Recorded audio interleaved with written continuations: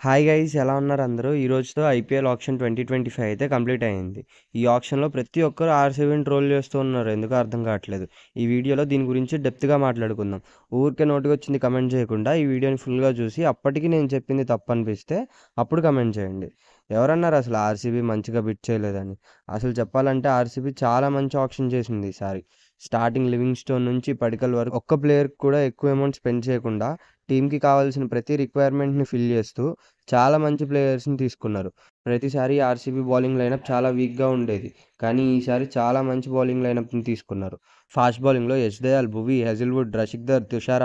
Spin బౌలింగ్‌లో Livingstone, Swapnil, Shreyas Sharma, Krunal Pandey అందరూ మంచి ఫామ్‌లోనే ఉన్నారు.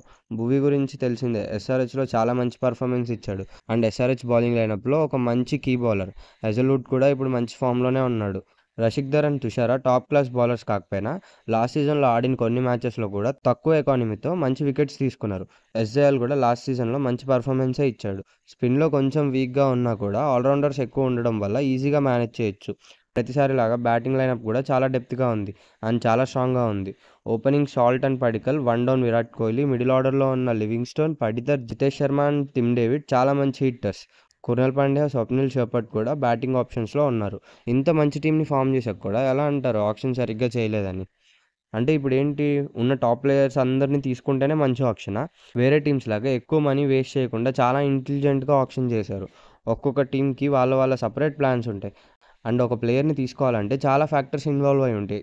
ఖాళీగా ఉండి ఒక్క రూపాయి పెట్టని దానికే మనం ఇంత ఆలోచిస్తుంటే, అంత మనీ స్పెండ్ చేసే టీమ్ మేనేజ్మెంట్ ఇంకెంత ఆలోచిస్తుంది? మీకు మీ పర్స్పెక్టివ్ కరెక్ట్ అనే అనిపించొచ్చు. కానీ ప్రతి టీమ్‌కి వాళ్ళ స్ట్రాటజీస్ వాళ్ళకి ఉంటాయి గదా! అందరూ ఏవేవో పాయింట్స్ రైజ్ చేస్తున్నారు. ఒకసారి అవి కూడా మాట్లాడుకుందాం. ఫస్ట్ పాయింట్ రిటెన్షన్స్ మీద. మాక్స్‌వెల్ అండ్ సిరాజ్‌ని ఎందుకు రిటెన్ చేయలేదు అని. ఆర్‌సీబీ టీమ్ మేనేజ్మెంట్ చాలా క్లియర్‌గా ఉన్నారు. ఈసారి ఒక ఫ్రెష్ టీమ్‌ని ఫార్మ్ చేద్దామని. అందుకే వాళ్ళు ఎక్కువ ప్లేయర్స్‌ని రిటైన్ చేసుకోకుండా వదిలేశారు. అండ్ రిటెన్షన్స్ కూడా ఎక్కువ యూజ్ చేసుకోలేదు. ఇంకోటి కేఎల్ రాహుల్ కోసం బిడ్ చేయకపోవడం. వాళ్ళు ఒక రేంజ్ వరకు ట్రై చేశారు. కానీ ఎక్కువ ప్రైస్‌కి వెళ్ళటం వల్ల వాళ్ళకి వర్త్ అనిపించక వదిలేశారు. వాళ్ళు అంత కాన్ఫిడెంట్‌గా కూడా బిడ్ చేయలేదు కేఎల్ రాహుల్ కోసం. ఎందుకంటే వాళ్ళకి వేరే ప్లాన్స్ ఉండడం వల్ల. రీసెంట్‌గా సాల్ట్ టీ20స్‌లో మంచి ఫామ్‌లో ఉన్నాడు. అఫ్‌కోర్స్ ఇండియాలో పిచ్ కండిషన్స్ డిఫరెంట్‌గా ఉంటాయి. కానీ ఫామ్‌లో ఉన్నాడు కాబట్టి ది బెస్ట్ పెర్ఫార్మెన్స్ ఇస్తాడు. వేరే టీమ్స్ లాగా ఒక ప్లేయర్‌కి ఎక్కువ స్పెండ్ చేయకుండా మంచి ప్రైస్‌కి 2 వికెట్ బ్యాట్స్‌మెన్స్‌ని తీసుకున్నారు. ఒకవేళ కేఎల్ రాహుల్ కోసం వెళ్ళి ఉంటే 20 సీఆర్ వరకు వెళ్ళి ఉండేది బిడ్డింగ్. ఎందుకంటే ఢిల్లీకి కూడా రిక్వైర్మెంట్ ఉంది కాబట్టి. అండ్ ఢిల్లీ అంకుల్ ఆపోజిట్ టీమ్స్‌ని ఆక్షన్స్‌లో ఎలా ఫూల్ చేశారో మనందరం చూసిందే. ఆ ట్రాప్‌లో ఆర్‌సీబీ పడకుండా పర్స్‌ని సేవ్ చేసుకుంది. ఒకవేళ 20 క్రోర్స్ పెట్టి కేఎల్ రాహుల్‌ని తీసుకున్నా ఆల్టర్‌నేట్ విక్కీ బ్యాట్స్‌మెన్‌ని తీసుకోవాలి. అక్కడ మళ్ళీ ఒక 10-15 సీఆర్ స్పెండ్ చేయాలి. సో, ఈ కాలిక్యులేషన్స్ బేస్ చేసుకొని ఫామ్‌లో ఉన్న సాల్ట్ అండ్ జితేష్ శర్మని 22 సీఆర్‌కి తీసుకున్నారు. ఒక మంచి స్టెప్ ఇది ఆర్‌సీబీ నుంచి. అండ్ ఇంకోటి స్టార్క్ కోసం బిడ్ చేయకపోవటం. మనం ఆల్రెడీ చూసాం లాస్ట్ సీజన్‌లో స్టార్క్ పెర్ఫార్మెన్స్ అంత మంచిగా లేదు. అఫ్‌కోర్స్ స్టార్క్ లెజెండరీ బౌలరే. అండ్ క్లియర్‌గా ఆర్‌సీబీ కూడా ఒక ఆస్ట్రేలియన్ బౌలర్ కోసం బిడ్ చేస్తున్నారు.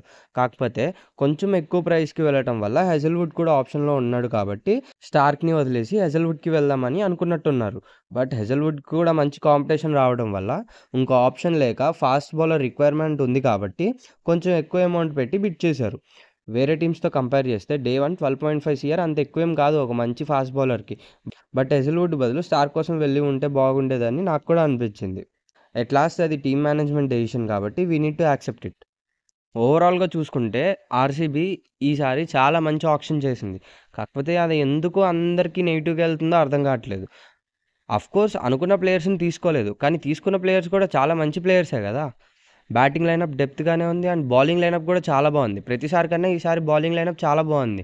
ఫాస్ట్ బౌలింగ్‌లో చూసుకున్నా, స్పిన్ బౌలింగ్‌లో చూసుకున్నా బౌలింగ్ లైనప్ చాలా బాగుంది. అండ్ ఈ ఆక్షన్‌లో ఆర్‌సీబీ వాళ్ళు మంచి ఆల్‌రౌండర్స్‌ని కూడా తీసుకున్నారు. So, batting depth and bowling lineup కూడా చాలా స్ట్రాంగ్‌గా ఉంది. ఈసారి ఆర్‌సీబీ మేనేజ్మెంట్ మంచి టీమ్‌నే తీసుకున్నారు. అందులో నేను అనుకుంటున్న టాప్ 11 ఏంటంటే Salt, Padikkal, Virat Kohli, Rajat Patidar, Livingstone, Jitesh Sharma, Tim David, Krunal Pandya or Swapnil Singh, Bhuvneshwar, Hazlewood or Thushara, Yash Dayal or Rasikh. So, నేను అనుకుంటున్న ప్లేయింగ్ 11 అయితే ఇది. మీరేమనుకుంటున్నారో కమెంట్ చేయండి. ఇది ప్యూర్‌లీ నా ఒపీనియన్ అండ్ మీ ఒపీనియన్ కూడా కమెంట్ బాక్స్‌లో చెప్పండి మీరేమనుకుంటున్నారో. So, that's it. సో, దేనికి నెగటివిటీ అయితే లేదు. నా ఫేవరెట్ ఆర్‌సీబీ కాబట్టి నాకు అనిపించింది నేను చెప్పాను. మీకు ఈ వీడియో నచ్చితే లైక్ చేయండి అండ్ సబ్స్క్రైబ్ చేసుకోండి.